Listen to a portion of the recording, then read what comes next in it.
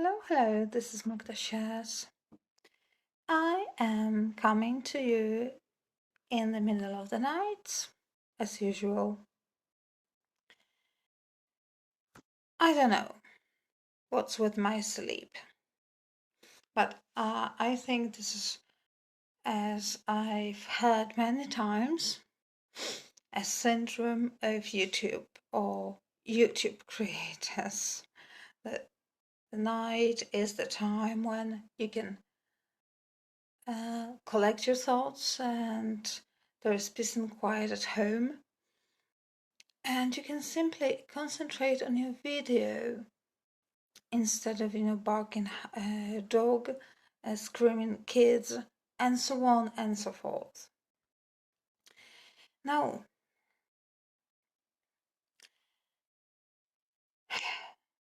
my question for today is,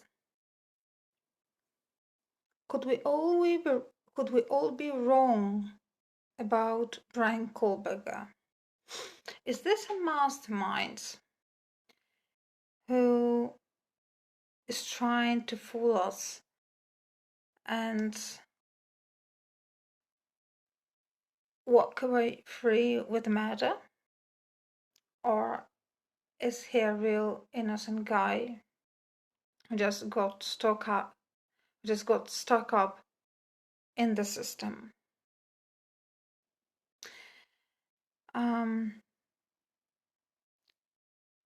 I used to root for him, and I am rooting for him for many months.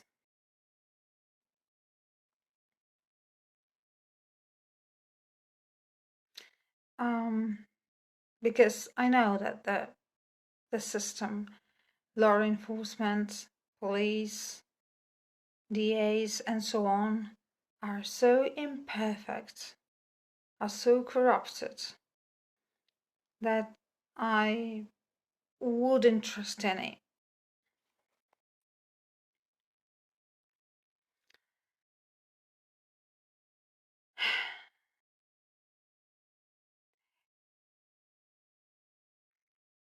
It doesn't. Now, I have some, of course, I have some thoughts every day, and I'm still sitting on the fence, leaning towards him being innocent. But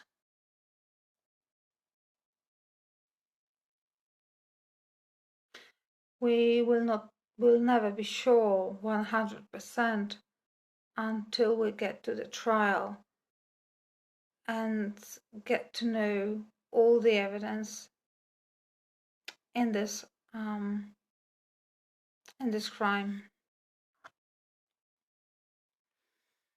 And oh boy, as I told you before, they're just like cards thrown out into the air, and as they fall on the ground, this is his case. Everything is in disarray.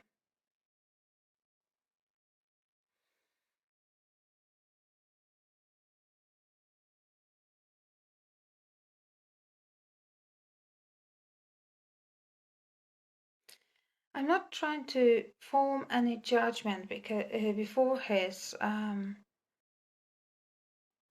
convinced or acquitted.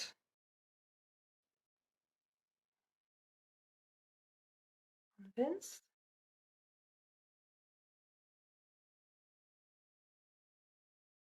No.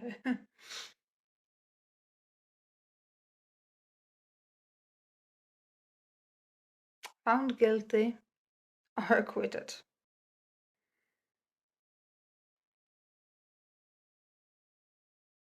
But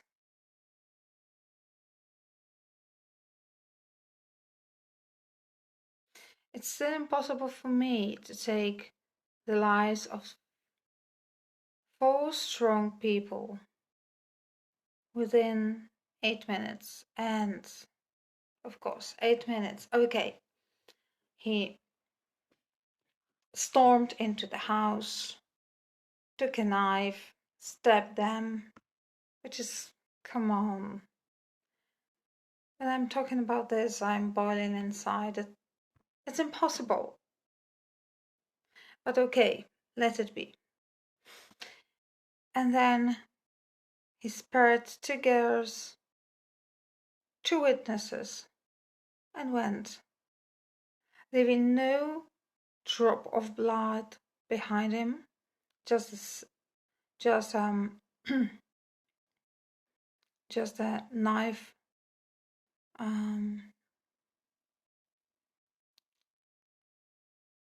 sleeve and that's all. No footprints, no footprints, and there was snowing. Yes, it was snowing that day, that night.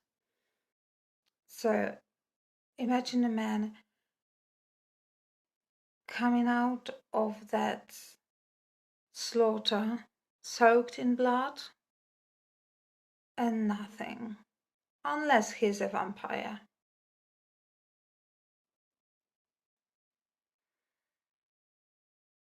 Now,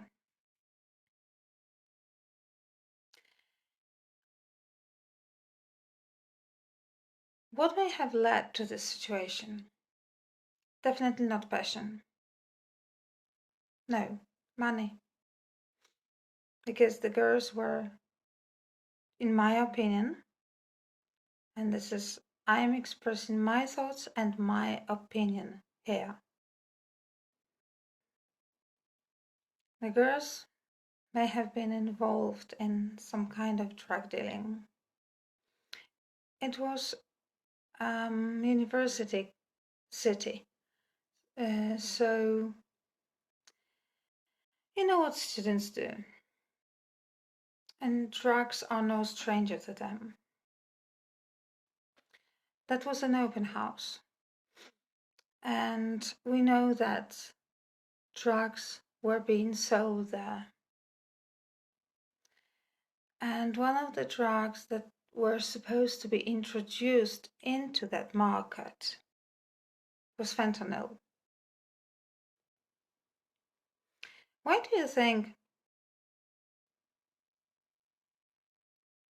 Maddie came that day to boast of her new car? She could have, may have sent a picture, may have put it on an Instagram, whatever. But she came. Why? Was she summoned? I believe that maybe one of the girls wanted to out herself of that situation. She didn't want to be in this dirty process anymore.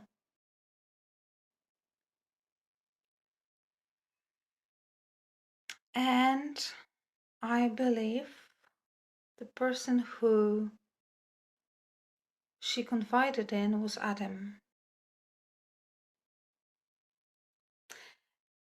The response was, that's not a good idea.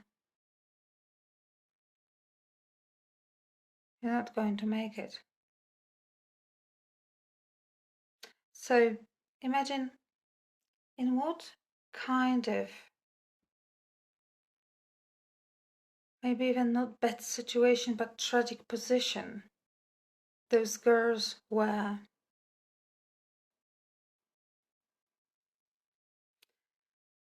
How much they knew, how much money came through their hands.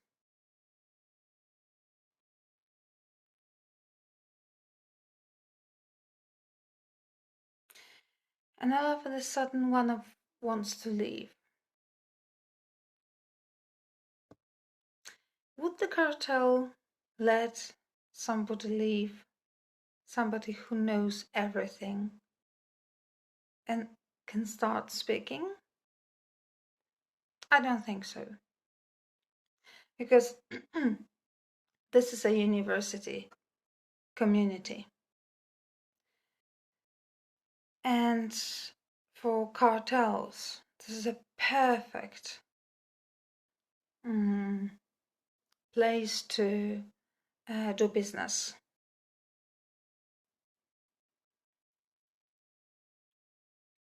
So I don't remember who said that, Maddie or Zena. I don't know. Or Zana. Zana, sorry. I don't know. But one of the girls did say that. And she was.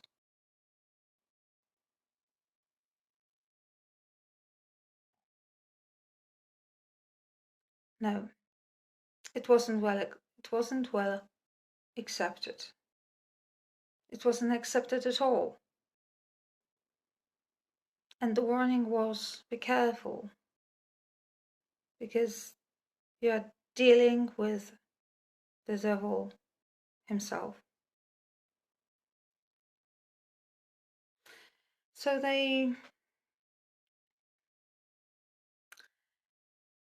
I think Maddie came because she wanted to somehow participate in those negotiations of one of the girls leaving. But to no avail. And what does the fuck Brian Kohlberger have to do with that?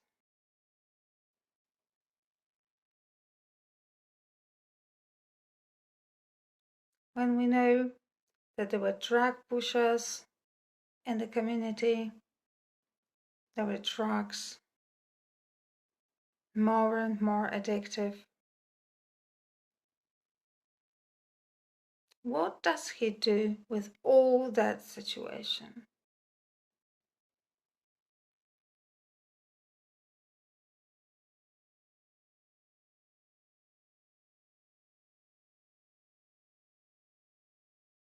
To my mind, nothing. Nothing. His DNA was obtained in a way that is not accepted. So whatever was done with the DNA, even if it came positive and it matched, this is the fruit of a poison tree, because police obtained it illegally. And it doesn't matter, it doesn't count. Police did what they wanted to do. They wanted to catch somebody so that the students would flood back to the university. Why was Maddie attacked so brutally?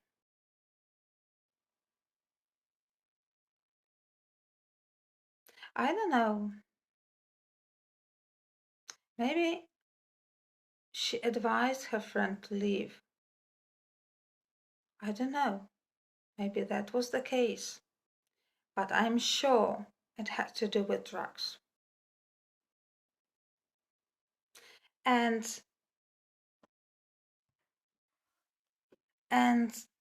think whatever you want to think. But no one man could do this kind of slaughter. Killing 4 people,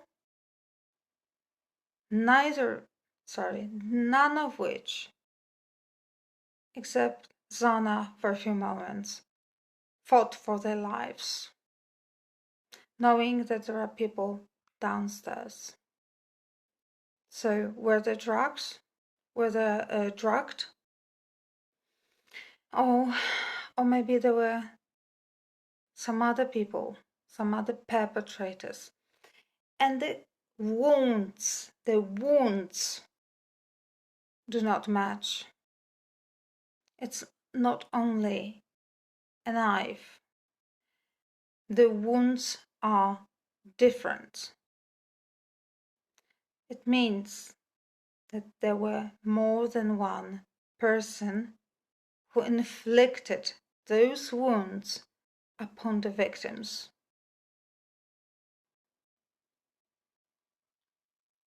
And those victims didn't even have time to scream.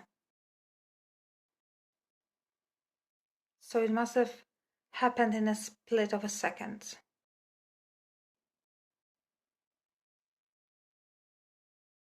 Now, why Dylan was spared? Since she saw this black-clad man with bushy eyebrows, 5-something feet tall. By the way, Brian Kohlberger is more than 6.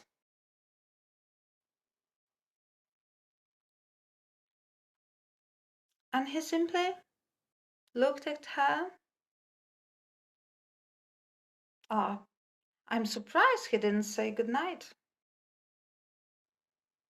He just left.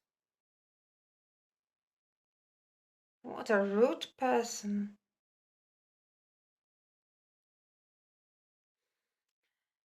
And she closed the door because she was in shock. She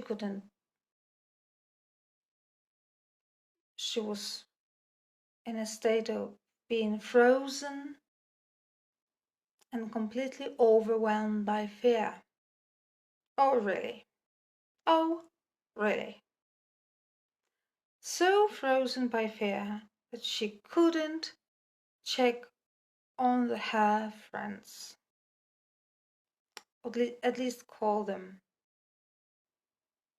You know why? She was ordered not to, because the same would happen to her.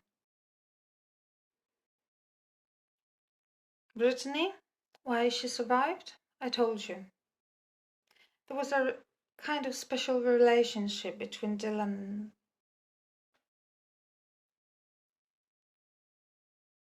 Brittany.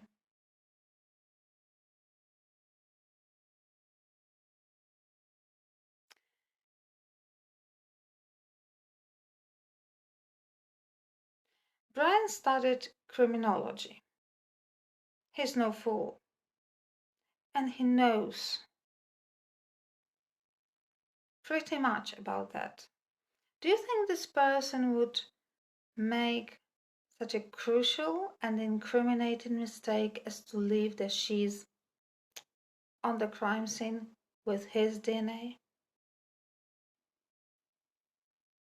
I don't think so. And that was the only object which had his DNA. Nothing else. No shoe prints. No hair. Zana was trying to defend herself. So, when in such situations, everything can happen. The victim can try to pull hair from the perpetrator, scratch.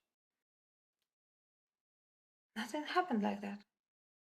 She didn't have his skin under her nails. There was no single hair of his on Zana's bed. Doesn't that make you wonder why? Maybe because that was not Brian. And the sheath was simply planted.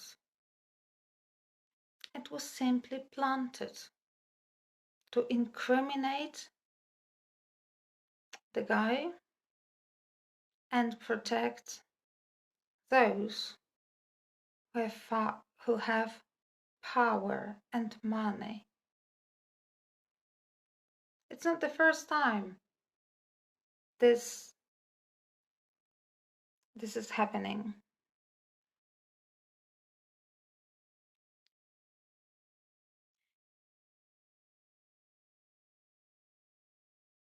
But when I watched Brian Kohlberger walk into the courtroom, he's more and more convinced of himself. Smiling, smirking, I would say. Relaxed, because he knows. He knows that he didn't do it, and he's going to prove his case.